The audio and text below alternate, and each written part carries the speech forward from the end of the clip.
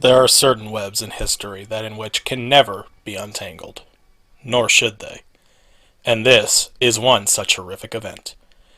An event that terrorized America so much that its scars still linger to this very day.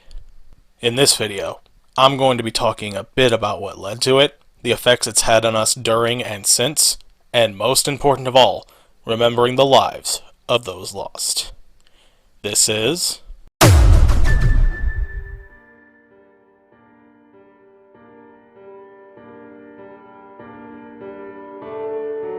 Before we get into that though, let us go over how these once gargantuan skyscrapers were built. The planning phases for its construction was first proposed back in 1943 when the New York State Legislature passed a bill authorizing the New York Governor, Thomas E. Dewey, to begin developing plans for the project. However, the plans were put on hold until 1949. During that time, economic growth in New York City was concentrated in Midtown Manhattan. To help stimulate urban renewal in Lower Manhattan, David Rockefeller suggested that the Port Authority build a World Trade Center right there, and so they did. The early phases of construction began in September of 1962, led by late Japanese-American architect Minoru Yamasaki. Interestingly enough, the original plan for the Twin Towers in terms of how tall he initially wanted them to be was only around 80 feet. However, to meet the Port Authority's requirement for over 10 million square feet of office space, the buildings would each have to be 110 stories tall at the very least. One of the other things that stood out the most when it came to the design of the Twin Towers were its very narrow office windows, which were only about 18 inches wide.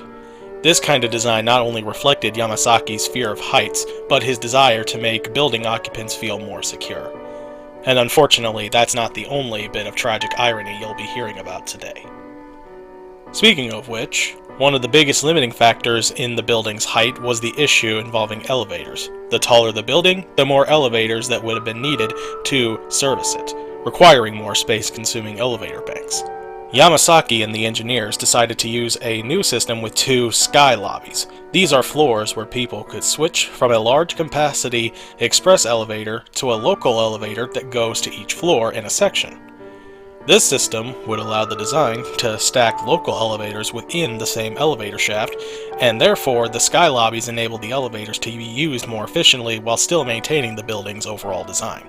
Finally, in 1973, a ribbon-cutting ceremony was held upon completion of the complex. It's estimated that its long construction costed around $900 million, which is $5.5 billion in today's world. During its time, the World Trade Center was a massive icon of Manhattan, and it's even had a major role in pop culture. The Twin Towers in particular have been depicted in 472 films in total.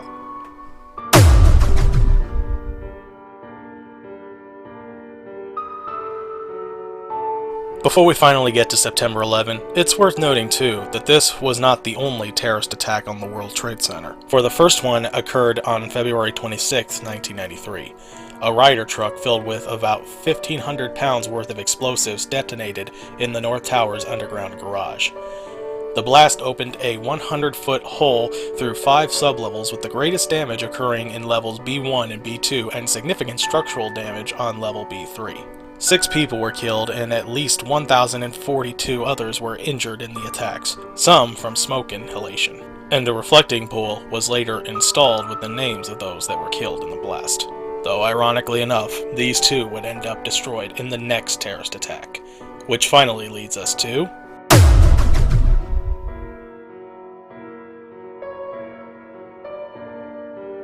On September 11, 2001, Islamic terrorists had hijacked American Airlines Flight 11 and crashed it into the northern facade of the Northern Tower at 8:46 a.m. The aircraft struck between floors 93 and 99, killing nearly everyone within impact, injuring several others, and trapping those above the area of impact. And only 17 minutes later, at about 9:03 a.m., a second group crashed the similarly hijacked United States Airlines Flight 175 on the southern facade of the Southern Tower, striking it between the 77th and 85th floors. The one that led this attack was none other than Osama bin Laden of the Islamic terrorist group Al-Qaeda, who carried out this attack in retaliation for certain aspects of American foreign policy. particularly U.S. support of Israel and the presence of U.S. troops in Saudi Arabia. Like I mentioned before, the impacts of the plane trapped those above, as both the stairwells and elevators were cut off from that point. Although the south tower was struck lower than the northern tower, thus affecting more floors, a smaller number were killed instantly or trapped, ironically enough.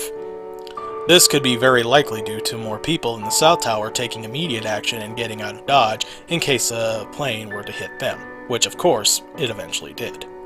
Unfortunately, many of them were forced to stay put prior by their bosses and carry on with their work, assuring them that the same thing couldn't possibly happen to them as well, and how tragically wrong they were. At 9:59 a.m., the South Tower finally collapsed after burning for approximately 56 minutes. The reason is that the fire caused steel structural elements, having already been badly weakened from the plane's impact, to fail and eventually give out. The northern tower too collapsed at approximately 10:28 a.m., nearly half an hour later after burning for approximately 102 minutes. Unfortunately, these weren't the only hijackings that happened that very day. 5 hijackers flew American Airlines Flight 77 within the Pentagon at 9:37 a.m., 35 minutes after the South Tower had already been hit. And a 4th flight, United Airlines Flight 93, crashed near Shanksville, Pennsylvania, southeast of Pittsburgh, at 10:03 a.m., after the passengers fought the 4 hijackers. Flight 93's target is largely unknown, though it's believed to have been either the Capitol building or the White House. This attack is not only the deadliest terrorist attack in modern American history, but of all time. In total, it caused the deaths of nearly 3,000 people, including the hijackers, and injured more than 6,000 others. The vast majority of those that died were those that were trapped above the impacted areas of the towers, of course. And to give you an idea of how truly horrific it was to not only be trapped, but to die trapped, here's a 911 recording of one of its victims, Kevin Cosgrove, who I will be naming again at the very end of the video. Get your tissue boxes ready, because I don't think any of you are ready for this one. What the hell happened? Okay, I'm still here. She's just trying to find a partner, trying to get me. They can feel like it.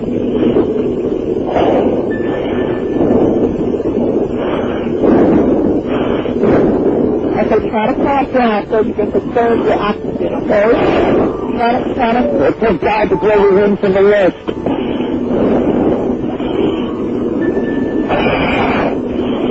It's really good. It's black. It's iron. Is everybody okay to try in here? We're young men. We're not ready to die. I'm sure.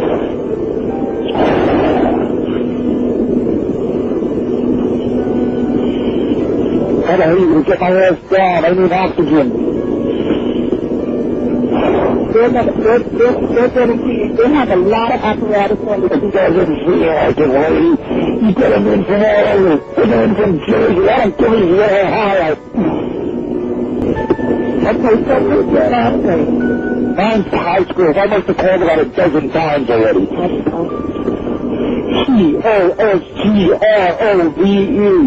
Yeah, my wife thinks I'm all right. I called her and said I was leaving the building. I was fine, and bang. Well, I want to go down Cherry. That's Cherry, you said, right? Yeah. That's Cherry next to me. 105. Who's walking? John Astro's office. That's what you said. That's the office. We're in John Astro's office. OST. A-R-U. Right, that's the office we're at. There's 3 of us in here. O-S-T-A-R-U. Hello? Hello? We're looking at financial center. 2 us, 2 broken windows.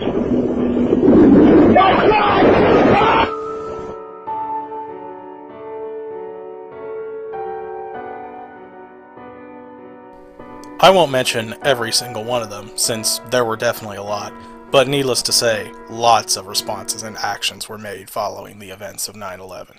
not the least of which, in the following month of October, the war in Afghanistan broke out, which is now the longest war in US history, having only finally come to an end just last month. Media had also made responses to this event. Kid shows like Arthur and Bear in the Big Blue House, for example, had episodes that had events within the shows that are very loosely based on that of 9/11.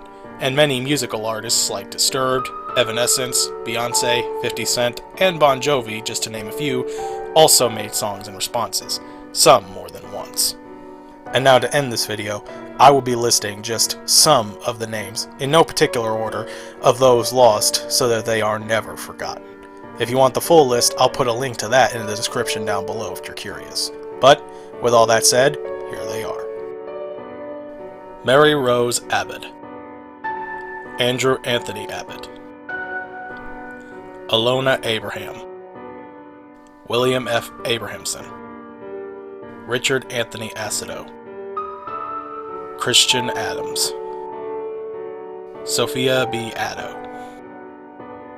Lee Adler, David Scott Agnes, Kevin Cosgrove, Brian G. Ahern, Gary M. Alborough, Peter Craig Alderman, David D. Alger, Christopher E. Allingham, Laura Angeletta, Frank Thomas Aquilino, Louis Arena, Adam P. Arias, Jack Charles Aaron, and Joshua Todd Aaron. Like I said, if you want the full list, I'll put a link to the official 911memorial.org website down in the description below. With all that said, I'm King Gargantuous, and let us never forget. Let us never forget.